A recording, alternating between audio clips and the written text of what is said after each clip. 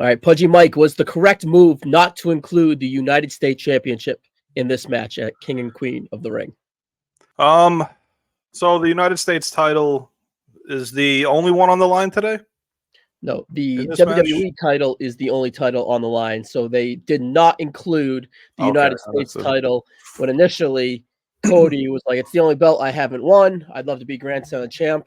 Why would I face you if you don't put your gold on the line if I'm putting my gold on the line? So yeah, so at the end of the day, they didn't get there. Yeah, so the reason for that response was, what the hell is WWE doing here? Only putting Cody Rhodes' belt on the line.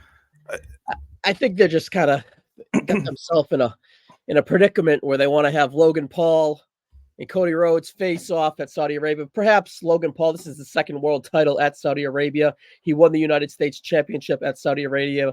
Perhaps he is a big ploy in that deal. They want a big match out of Logan Paul. And perhaps this is the only way of getting to that match without putting Logan Paul's belt on the line, because I don't necessarily think Cody Rhodes should be the United States champion. It's definitely fugazi, whatever you want to call it, but I think it's the best of a kind of shitty scenario. Yeah, so, I mean, collectively, we all took that deep breath after WrestleMania together when we went on that 1-year journey of what the hell was going on. So, the tough thing for WWE to do was, after that collective breathing by the fan base right after the Raw and SmackDown after WrestleMania, what was next? And, we go from AJ, which I like, going up against Cody. I thought that was a good first matchup for him to defend the title. And now we go to Logan, and like you said, pretty much, I mean, this has to be a Saudi Arabia type thing where Logan Paul's popularity, not even in America, just around the world, it shows here in this matchup. And I think it's going to benefit them. That's why it makes a little sense putting them up against each other. No chance, I don't think Logan wins the belt here, but it would be one of the biggest shocks in wrestling history. But yeah, I would have liked to see a little title versus title match. It would have been nice. Never say never, but I don't think Cody's going to lose the belt, especially to Logan. But I don't know. I didn't really want Logan's belt on the line. I don't really think Cody, as the belt collector right now, is good for the narrative. And the narrative of him being the face of the company and the WWE Championship. So what does that really do? So what, he's just going to go give it up, then we're going to have a tournament and so on and so forth. I guess in the long run, getting the belt off Logan to Cody would maybe protect Logan. I don't think it's so impactful for the guy to be the next United States champion, to win it in a tournament instead of beating this mega star Logan Paul. So I don't know. The whole how we got here with the titles and everything, C+. Yeah, I would agree with that. What I would agree on myself is, Pudgy Mike, let us know what's going on in the world of Pudgy Mike. What's going on with the Pudgy people over on my channel, and thank you, Ryan, for having us on again.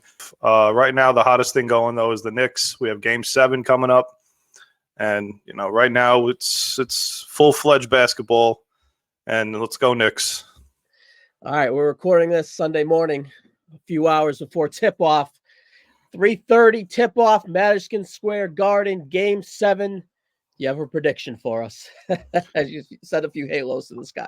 I mean, the Knicks are hurt. They're really hurt, man. I would have loved to see this team at full strength, not even including not the guys who have been out for a while, like Randall. I mean, there's hope today that Anunoby plays, and Hart's probably going to play through some pain, but excuse me. I think they pull it off in Game 7. Indiana's a different team on the road. And I think that Garden Crowd will lift them up to a Game 7 win. What happens after that? We'll worry about that afterwards.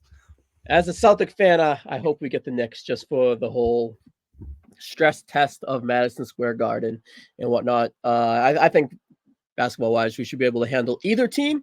Not to be too cocky, but I just want for basketball, New York, Boston would be absolutely electric. But also like Josh Hart, I'm working through some pain right here myself as I keep twitching around with this pinch nerve in my neck is fucking piercing my shoulder, but we're working through it. Josh Hart set an example for me and I'm getting to it. But anyways, Cody Rhodes so far is champion.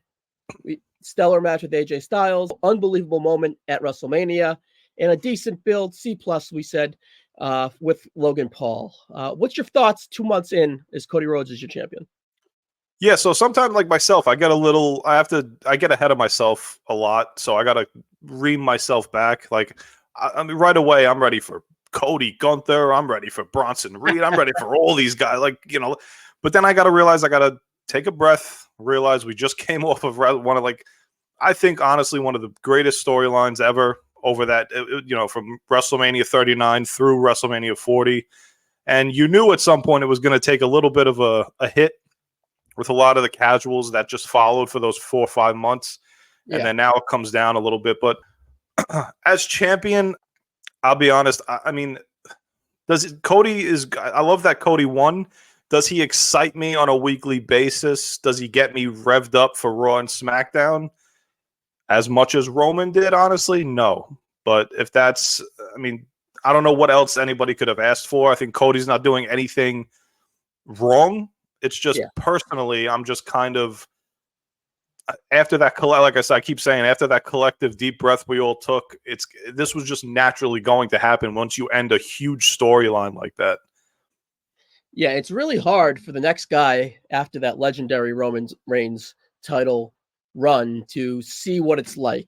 Well, I will say Cody's around a lot more than Roman was. Yeah, especially as of late. Thing. So he's got that working for him. Top 10 in Fanatics, $1 million at WrestleMania. Merch is flying off the shelves. But championship-wise, I think him, Triple H, and the people at the WWE really want to present like that resume of great championship matches in this title reign. And I think they did a really stellar job with the win and then an excellent job at Backlash. So, and I think Logan Paul is an interesting one too, where he is, obviously very green, but I think that big match feel brings itself with Logan Paul, especially in Saudi Arabia against Cody Rhodes, where it's such a shallow card, where this could be presented in the main event and be very, very stellar like the last two. So I think they just want to build Cody Rhodes, because I don't think they have to tweak his character. I don't think they have to present much more, but I think they have to build up the aura and legacy with good matches, kind of like they did with Roman, because Roman's aura and legacy was so deep and so strong. I think they're just going to go with that playbook again with Cody. And I think they're going to try to have a lot of epics, and they haven't missed yet. So I think Logan Paul has big shoes to fill, but I think that he's very practiced, in ring wise with his matches. So I think they will set him up for success. And it's a different, really kind of style for Cody as a plucky, athletic, younger guy, where AJ was that, but now AJ was that plodding, kick-ass kind of guy, Roman plodding, kick-ass kind of guy. So this could be a different pace for Cody too. And I think they will be very interesting match structure wise. Yeah, and I don't know how you feel about Logan Paul. I've grown to really, really like him a lot. Yeah. How do you feel about Logan Paul?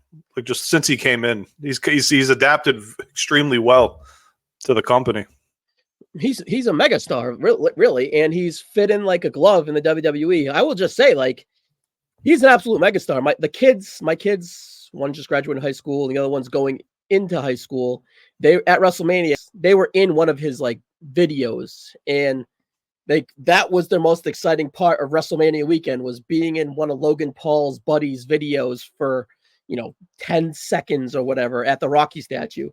So it was just like, these guys have juice with the younger crowd for sure.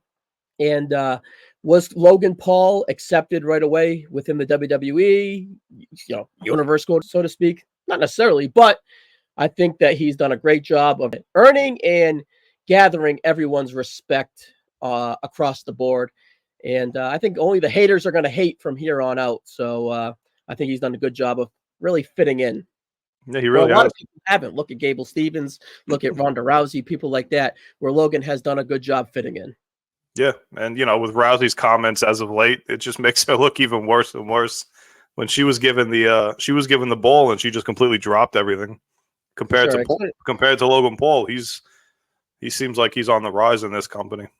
Yeah, for sure, and especially with her comments towards Logan Paul. Yeah, you were getting those same exact whatever. That's for another day. That's for whatever. We're not going to go down the Ronda Rousey trope. But anyways, Cody Rhodes winning. I I expect a very, very entertaining and a very, very strong match at King and Queen of the Ring. I presume it to be the main event, and I presume Cody Rhodes to win. Anything you go against there? No, not at all. I think it's going to be an outstanding match. I think it'll be up there, maybe top 10 match of the year type thing, because I think these two guys could put on a complete show. And Logan, coming out of this match, you're going to learn, if you haven't, you're going to learn that Logan Paul is going to earn your respect coming out of this match against Cody Rhodes, more than Cody Rhodes being the steady champion that we have. Logan, I think he's going to put on a show. Yeah, I think they're set up for success. Logan continues to gain respect, and Cody continues to build that strong resume as world champion, where he hasn't missed yet. So, Pudgy Mike, one last thing, one video that the people would go out there to watch of you from late, what would it be? We have our LeBron. It's so random to say it, but our Bronny James stuff that we've been doing, LeBron James's son. Yep. The coverage that he's getting is completely unfair. Although this is a guy who's projected to be a late first, second, maybe not even drafted, and the only reason he's getting the coverage obviously is because of his father. But we just have a couple videos on that and some WNBA stuff, seeing if Caitlin Clark could possibly save that company. Yeah, Justin went to that Caitlin Clark debut. And Bronny James, it's a tough look. 6'4", listed 6'1". It's like they're doing the WWE heights over there. Yeah. But anyway. All right, Pudgy Mike. We'll catch you on the next one, buddy. Thank you.